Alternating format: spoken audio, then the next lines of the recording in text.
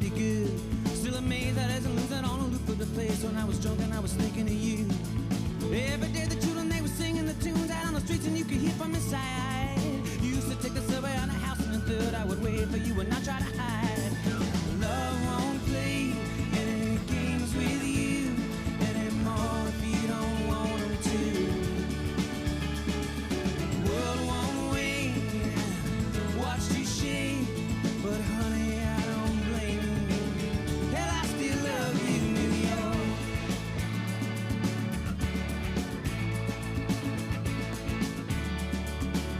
Hell, I still love you, New York. New York.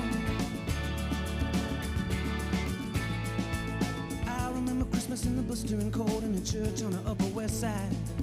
Babe, I stood there singing, I was holding your arm, you were holding my trust like a child. Found a lot of trouble out on Avenue B, but I tried to keep the overhead low. Farewell to the city and the love of my life, these we left before we had to go. Love won't play any games with you anymore if you don't want them to. Sweet little she, this old thing out the door, I'll always be thinking of you. I'll always love you though, New York. I'll always love you though, New York. I'll always love you though, New York. I'll always love you though, New York. New York, New York.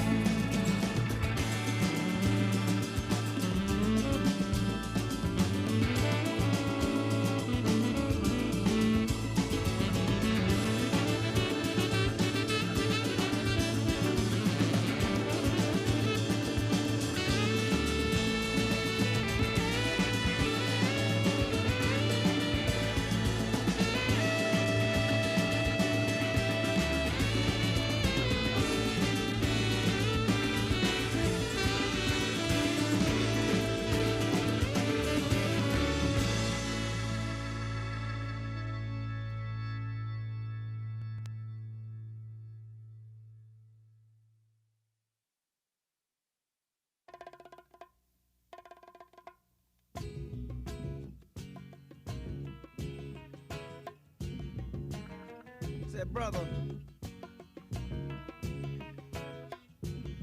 can I borrow a thin, brother, you know, a dime?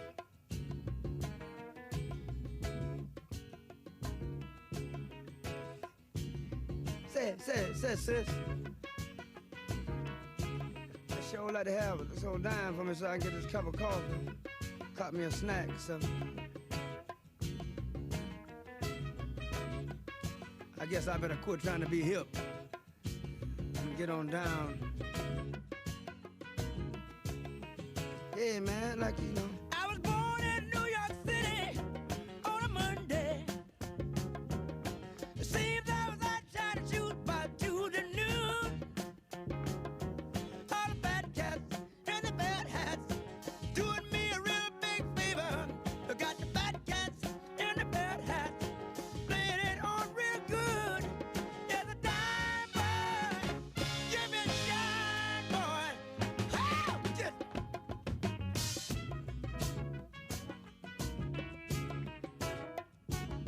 when the cold wind comes, it lives in New York City, and the streets no place to be, but there you are.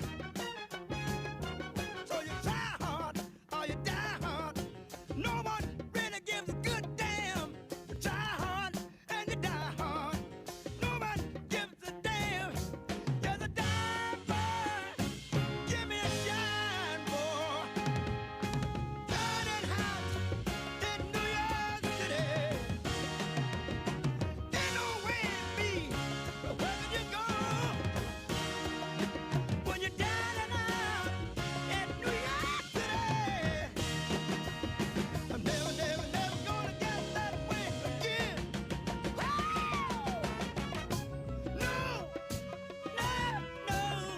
No, not me.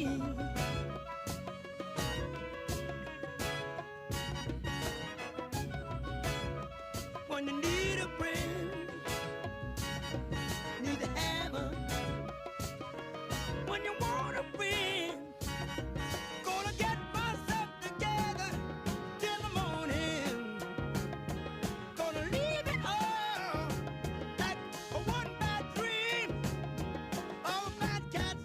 and the bad hats, doing me a real big favor. You got the bad cats and the bad hats, playing it on real good. There's a die boy, give me a shot, boy. Woo! Woo! Ah, yeah. Give me a shot, boy.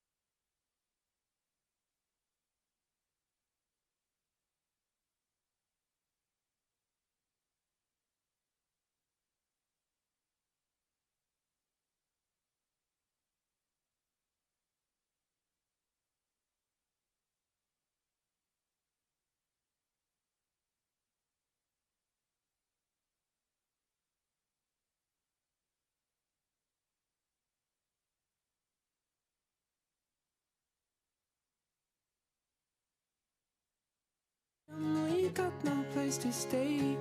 We hung about the tenderloin and tenderly you tell about the saddest book you ever read. It always makes you cry. The statue's crying too and Willie May. I love you, I have a drowning grip on your adoring face. I love you, my responsibility has found a place beside you, and strong warnings in the guise of gentle words come wave upon me from no family wider net absurd. You'll take care of her, I know it. You will do a better job, maybe, but not what she deserves.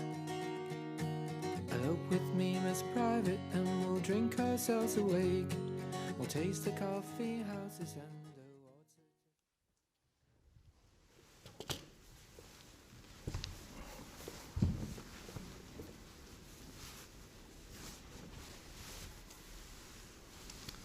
Good afternoon, everybody. Yesterday, I announced a major counter-offensive against the spread of the coronavirus here in New York City. Now, this is a city that has come so far since the beginning of this crisis back in March and April, and we have shown how tough we can be in fighting this virus. And after all the progress we've made, it's tough to have to think about any rewind, any pause, even if it's in part of our city. But we have to do this now. We have to recognize what the data and the science are telling us. And it's time to move forward and fight back. Because a rewind, a pause is all part of fighting back against the disease. It is what worked for us before, and it will work for us again. Now, I am very clear after everything we've been through in these last months that the great lesson is take action as soon as the data and science indicate that it's time. When the data and science tell you something, act on it.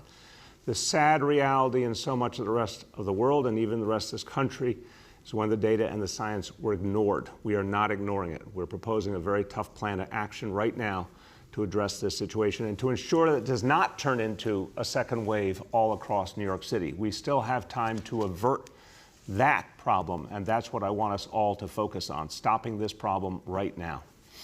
So, the City of New York has presented a plan to the state on how we address these clusters. We've gone over the plan with the state. I spoke with the governor earlier today. We've laid out the foundation for how to stop this spread dead in its tracks. And it is part of learning from what worked before and applying it in a very pinpoint manner. Now, the state has agreed on the need to close public and non-public schools in the 9 highest risk zip codes. So that will happen effective now tomorrow morning. That's an update now. The state determined they would rather have the schools closed tomorrow morning, so at the end of the school day today, those schools will be closed, public and non-public, in the 9 zip codes. And again, we're going to work hard to turn around those 9 zip codes so that in the coming weeks, kids will be able to come back to school. We've also presented a plan for closing down non-essential businesses in those zip codes. We're continuing to work with the governor's team on that plan. The proposal I've put on the table is the basis of discussion. 9 zip codes, close all non-essential businesses.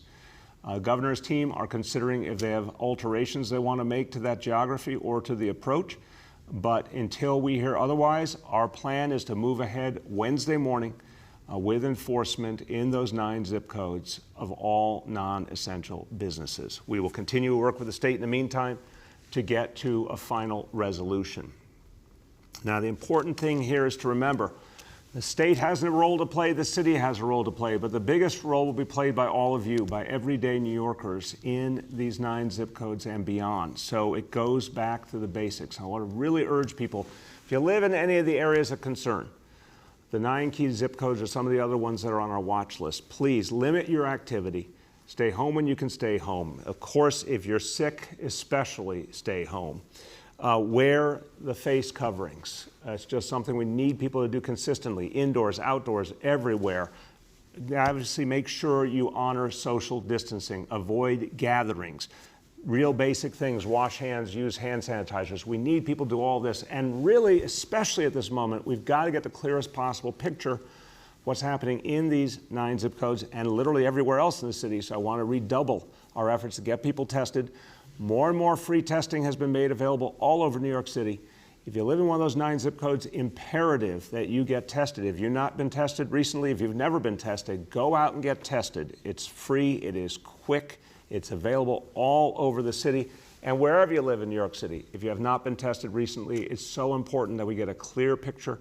The more New Yorkers who get tested, the better. Now, in terms of testing, what I've indicated to you, we do not see a city-wide resurgence. We see a challenge in certain key zip codes.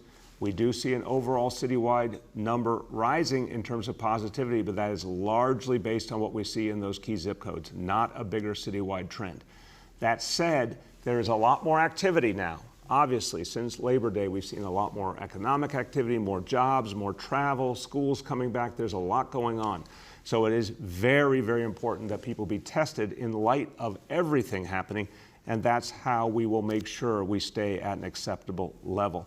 Anyone who needs to know where to go to get tested, you can go online, nyc.gov/COVID test, or you can call 212-COVID-19 to find free testing locations, and there is definitely one near you. Now, an update on the areas of greatest concern in Brooklyn and Queens.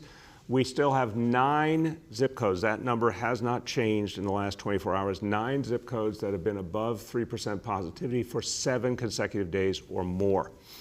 We have a watch list that I talked about yesterday, 11 zip codes. We're adding one more to the watch list, and that is zip code 11375 in Forest Hills, Queens, because we've seen a rise in the positivity level there. Now, again, those watch list zip codes do not end up in the category requiring the greatest restrictions unless and until they have 7 consecutive days above 3% positivity in their testing. We hope that does not happen.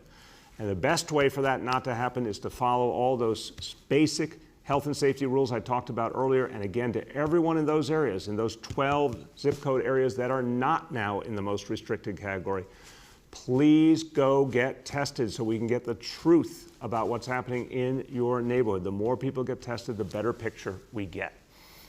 Okay, speaking of testing, there's an extensive effort right now moving testing resources into all the affected areas. That will continue to grow every single day. I want you to hear about this specific effort to mobilize testing resources and to get them where they're needed the most.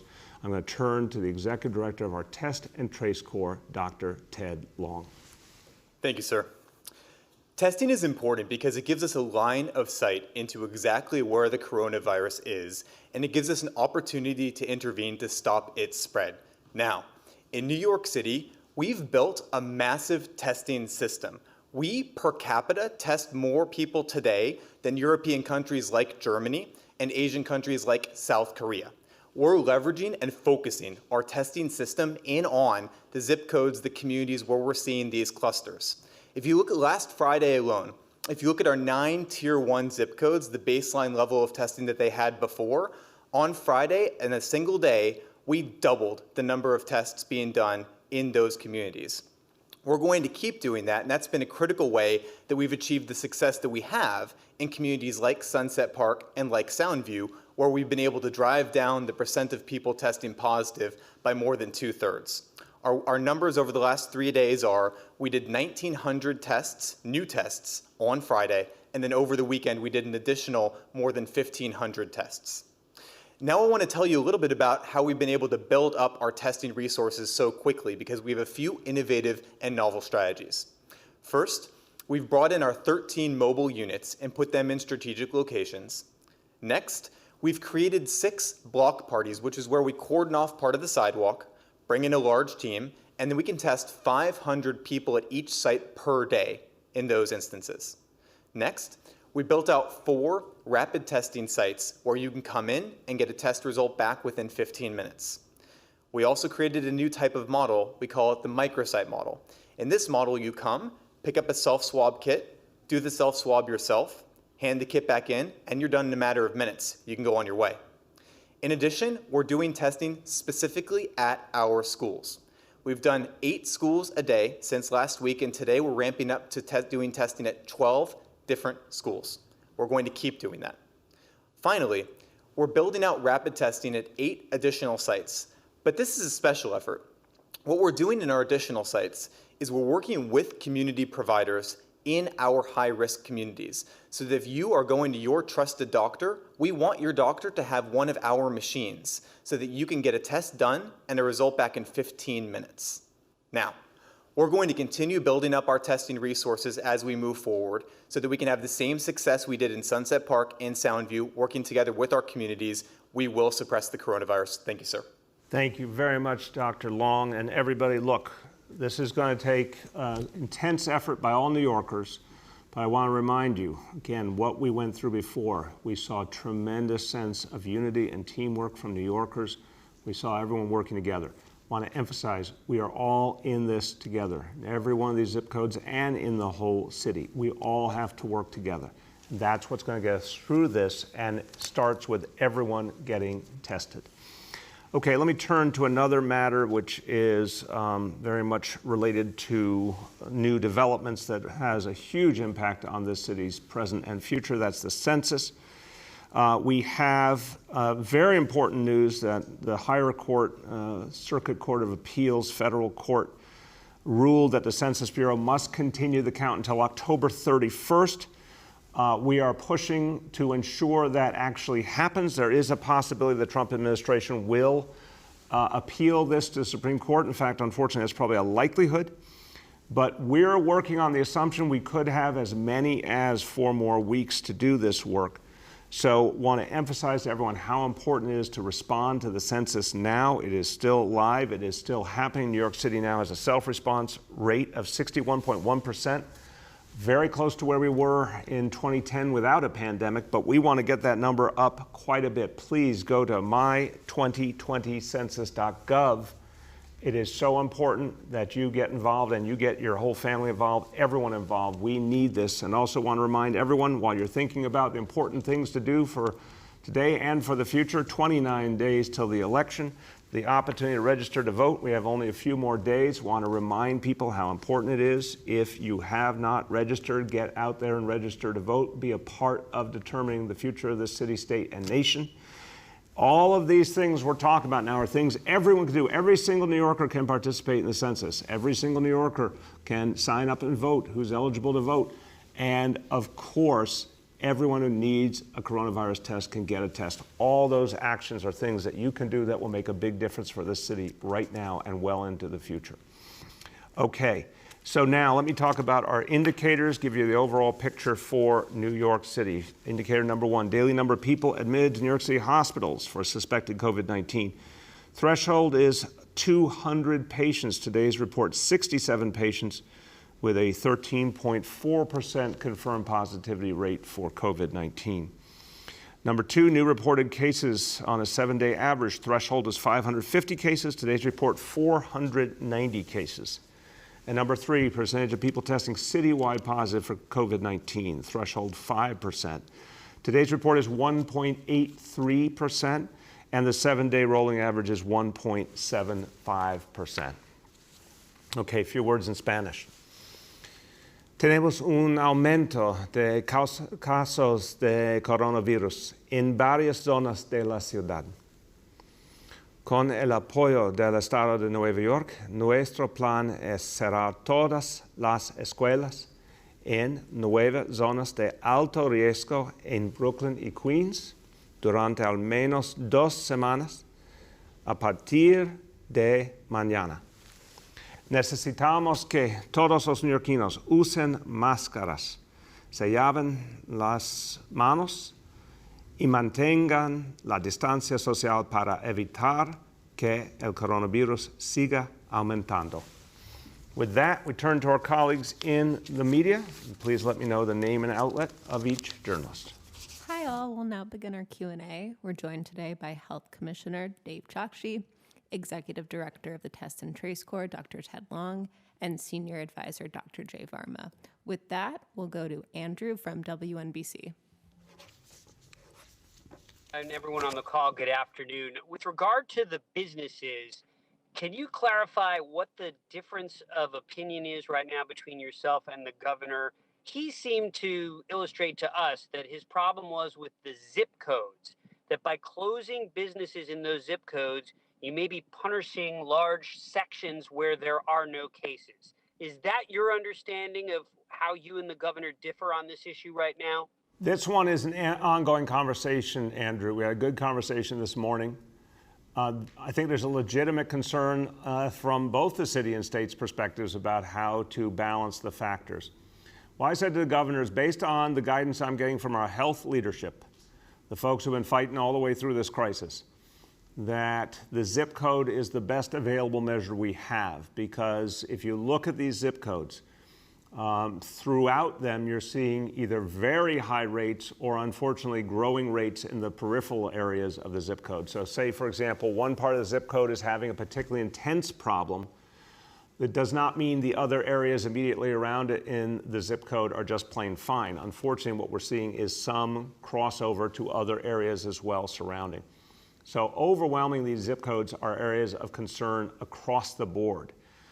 It's not as clean as, the west half of the zip code's really troubled and the eastern half is just plain fine and perfect. No, we're seeing the whole zip code in many cases having some degree or another of a higher level of positivity. We also think it's important, if we've got an area that's really intense in terms of high positivity, to surround it with the protections we put in place so it doesn't spread to even more zip codes. So from my point of view, this is the best usable measure. Census tracts are interesting, but very hard for people to make sense of. I think one of the things the governor pointed out is, what if an area around a zip code is a problem, but not the whole next zip code over? I think that's a valid concern. But right now, what we've proposed, and we think it's the one, available strong option, is to say, here's 9 zip codes that, unfortunately, the problem is pervasive enough that fuller restrictions make sense across the board, hopefully only for 2 to 4 weeks, not forever, thank God. And if the state wants to modify that in some way, obviously that's the state's ultimate decision. But unless they come back with a specific modification, we're preparing to act as early as Wednesday morning. We need some plan ready to go, and that's the plan we have. Go ahead, Andrew. You just stated that 2 to 4 week time frame for businesses. Is it fair to ascertain that for schools that might be a possible time frame as well? And if it ends up on the 4-week side of things, you're talking about possibly these kids not coming back into the classroom until right before Thanksgiving? I think 2 to 4 weeks, based on what we laid out yesterday, what we've put forward to the state, and we believe this makes sense according to the science, is 2 weeks minimum. So you have a period of time to make sure that the results are real. And if you see one of these neighborhoods go under 3% for 7 consecutive days, that's a really clear indicator. Great, we can move out of the restrictions. Or the other alternative, 4 weeks, where by the last day of the 4 weeks, they were under 3%. Those are 2 very good measures. Either one of those could work. What I'd say is, let's be optimistic. If everyone works hard, everyone gets tested, we hope to stay on the earlier side of that. If that happened in these areas, so school would be coming back at the end of the first week in November if it was 4 weeks, or they'd be coming back in late October if it was 2 weeks. Next up, and we'll add that we're also joined by Schools Chancellor Richard Carranza, is Ravane from Hamodia. Ravane, can you hear me? Can you hear us? Ravane, can you hear us? Sounds like you better come back. We're going to move to our next, and next up is Marcia from WCBS. Marcia? We're having a few technical difficulties. Right, let's see if we can. We're orienting ourselves. Next up is Aaron from Politico. Hi, Mr. Mayor. Hi, can you hear me? Yeah, Aaron, how you doing? Okay, great. I'm doing all right. Hope you're okay. I just want to get some clarity here. You're saying you will go ahead and move ahead with this shutdown as of Wednesday morning, because what we all thought we just heard Governor Cuomo saying was that he was not going to authorize the shutdown of non-essential businesses, at least as of now. So do you have the authority to do that? Now, Aaron, let me make it very clear. I appreciate the question. I'm saying until there is a different plan, we are preparing to implement this plan. We presented a plan to the state of New York. Overwhelmingly, what we're seeing is the state agrees with the basic concepts. The state agrees with the need to close down schools in the 9 zip codes. The state has agreed on the need to restrict activity in the 9 zip codes. We specifically proposed doing it by zip code, starting Wednesday morning, closing the non-essential businesses. The state is reviewing that right now and might come back with modifications, but we're going to be ready to move as early as Wednesday morning. If the state comes back with a modification, we'll of course follow that modification. I do not expect, Aaron, the state to delay for long. I don't think anyone has an interest in delaying, but they might modify the plan in some way, in which case we'll adapt accordingly. Okay.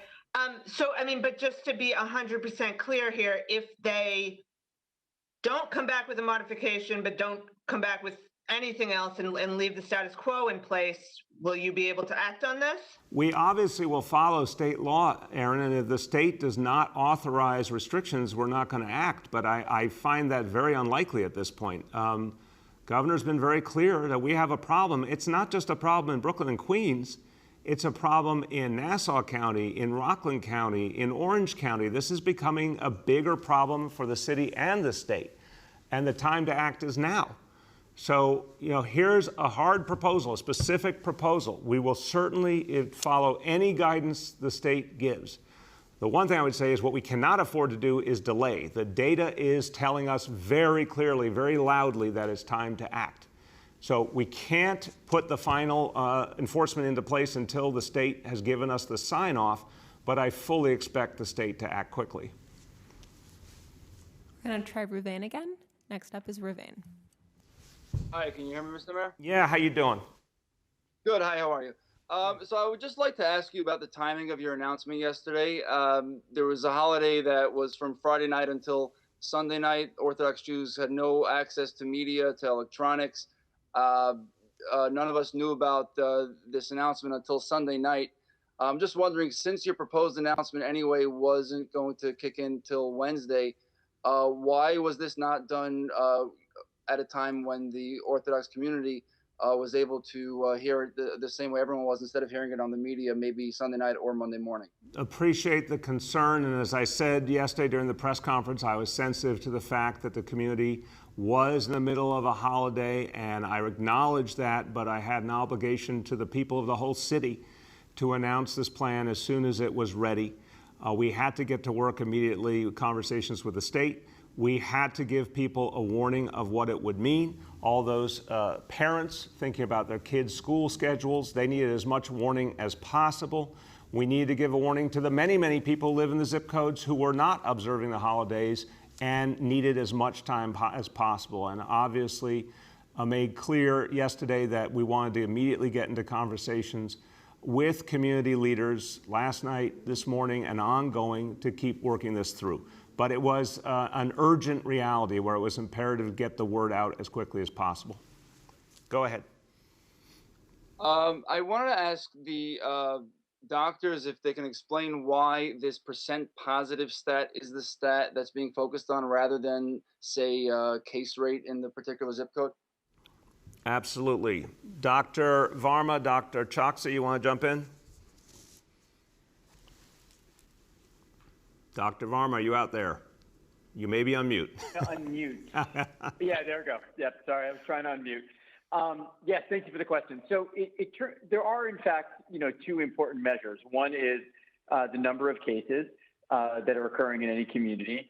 And the second, of course, is the test positivity rate. The reason that we prefer the test positivity rate is that it provides us with a better sense of the overall prevalence of disease in a community, because as we know, the absolute testing numbers will vary depending on the amount of testing that's done. We do like to use both numbers, as you can tell from the areas of concern. Those are based not just on test positivity, but also our concern about the rate of case growth occurring in those communities. And as Commissioner Choksi can explain, the health department has a very sophisticated statistical method to look at the actual case numbers and try to get a sense about whether they're an aberration due to testing numbers or whether they actually represent a significant and important increase. Dr. Choksi. Yes, thank you, Mr. Mayor. And Dr. Varma is exactly right in that we do focus on multiple ways of looking at the data.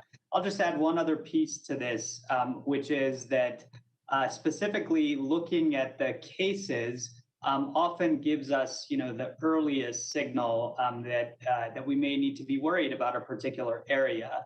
And so at different points in time, we may have an emphasis on one measure versus the other.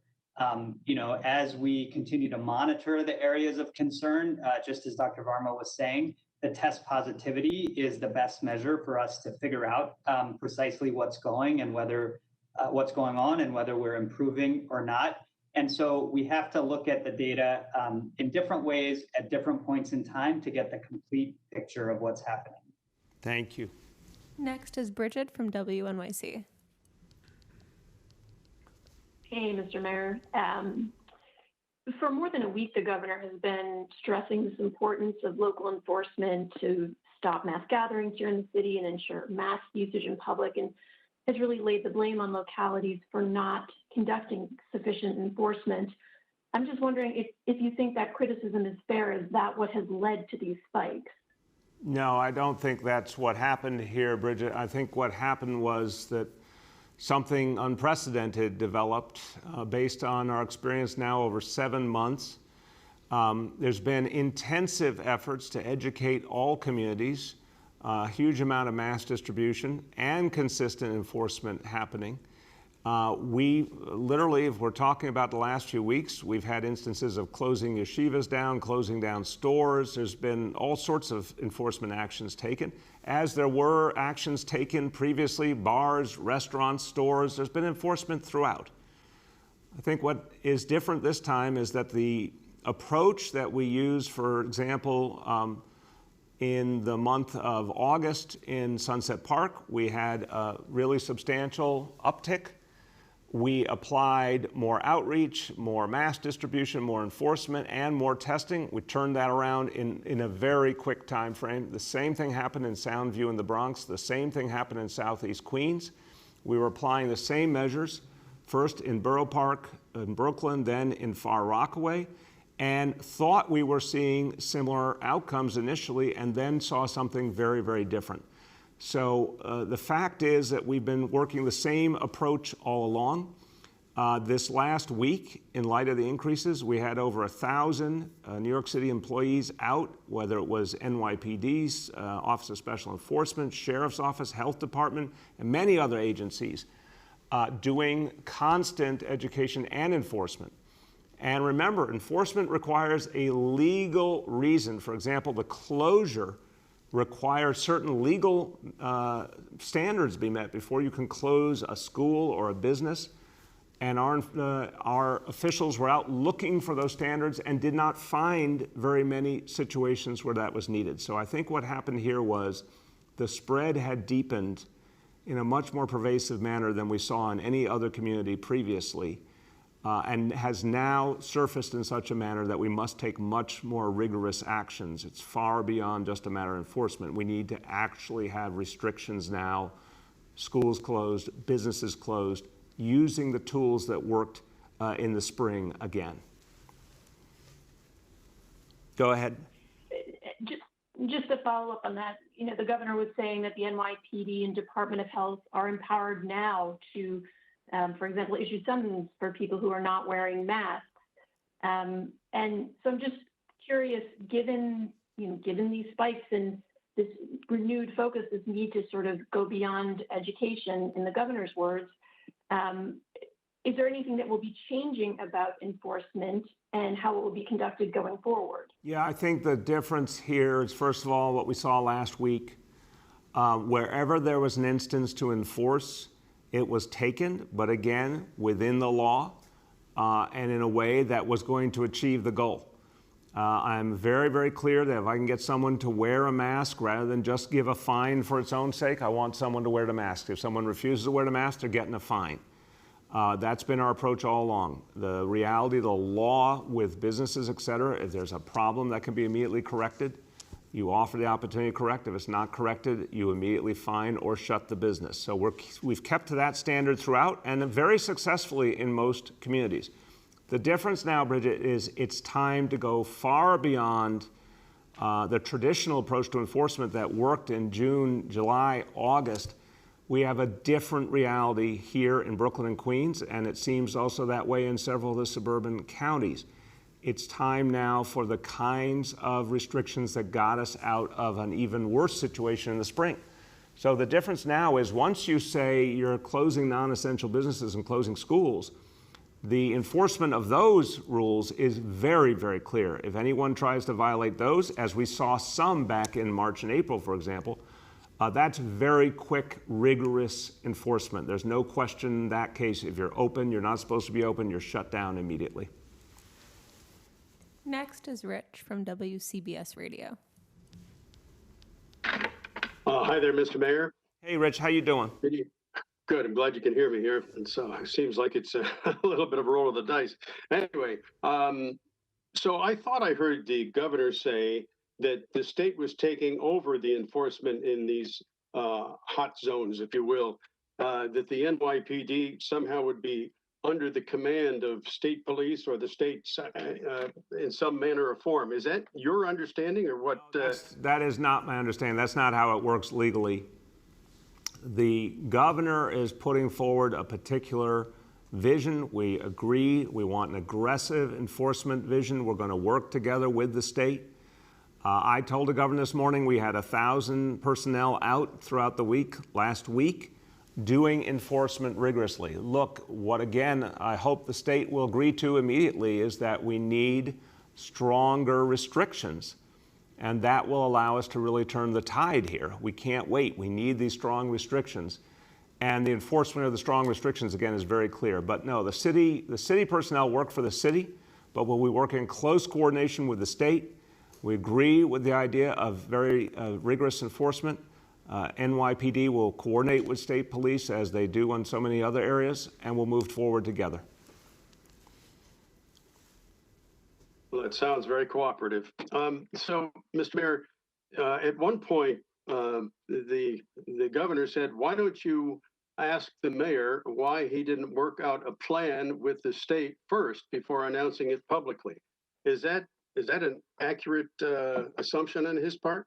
It's very clear, and I spoke to it yesterday, Rich, that I have learned over these last 7 months that the best way to approach things is once we come to a decision here in New York City, and that is based on the data, based on the science, based on the views of our healthcare leadership who have been fighting all the way through this crisis and so successfully, that the best thing to do is announce it to the people, to let the people know what makes sense.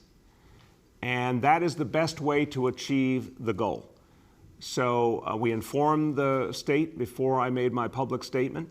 But what I've found, this is a very dynamic situation, Rich. We need to move very decisively, very quickly. Is the best way to ensure there is action is to put the proposal on the table publicly.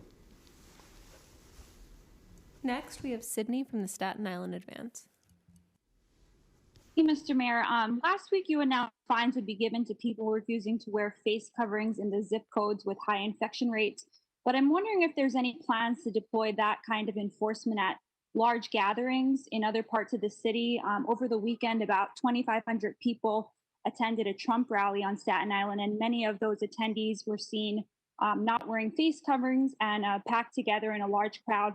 So I wanted to see if you plan to, step up enforcement and fines if people are spotted not wearing face coverings at large gatherings like the one on Saturday, given the city's infection rate is on the rise. And do you think that rally should have been held in the first place, just, given everything that's going on right now?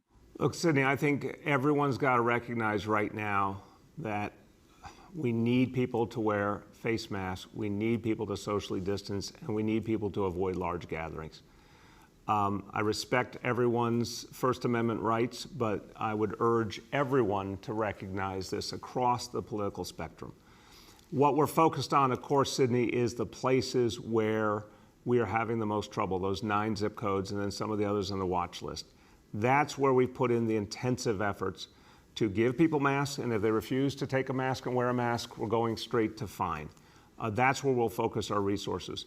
But I'd ask everyone, all New Yorkers right now, to realize we're in a situation we should be very concerned about, all of us, where our focus right now is in certain zip codes, and in the scheme of things, it is a distinct part of the city. It's not all the city. But if we don't all deal with this together, we could be running the risk of that second wave. None of us wants to see that happen. So I'd ask everyone to start altering their behavior in light of that reality.